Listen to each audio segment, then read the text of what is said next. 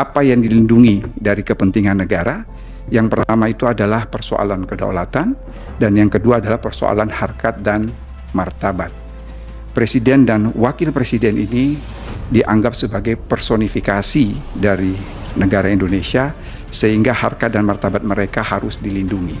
Di dalam KUHP di seluruh dunia ada pasal tentang penyerangan harkat dan martabat kepala negara asing.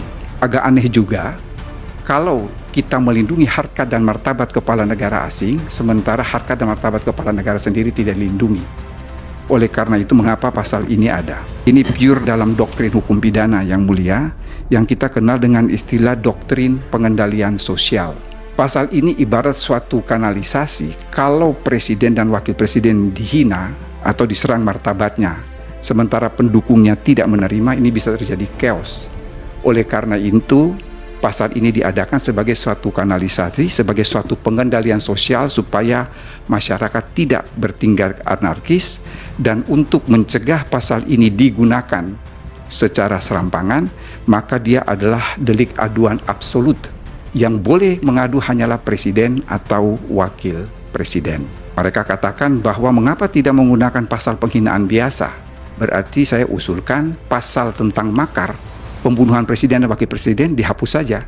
Karena toh ada pasal pembunuhan biasa, mengapa tidak menggunakan itu? Ini bukan persoalan equality before the law, tetapi ini adalah primus inter pares. Presiden dan wakil presiden adalah yang utama di antara yang sederajat. Kita membatasi betul bahwa penghinaan yang dimaksud hanya 2 item, yaitu yang disebut dengan istilah menista, dan yang kedua adalah fitnah. Bahwa penghinaan terhadap pemerintah maupun lembaga negara hanya dibatasi terhadap presiden, wakil presiden, Majelis Permusyawaratan Rakyat, Dewan Perwakilan Rakyat, Dewan Perwakilan Daerah, Mahkamah Agung, dan Mahkamah Konstitusi. Memang baik 240 maupun 241 ini dirumuskan ada secara formil dan ada juga secara material. Secara formil artinya menitikberatkan pada perbuatan, sedangkan material menitikberatkan pada akibat. Artinya yang mulia bahwa pasal ini pun punya alasan penghapus pidana apabila itu disampaikan demi kepentingan umum.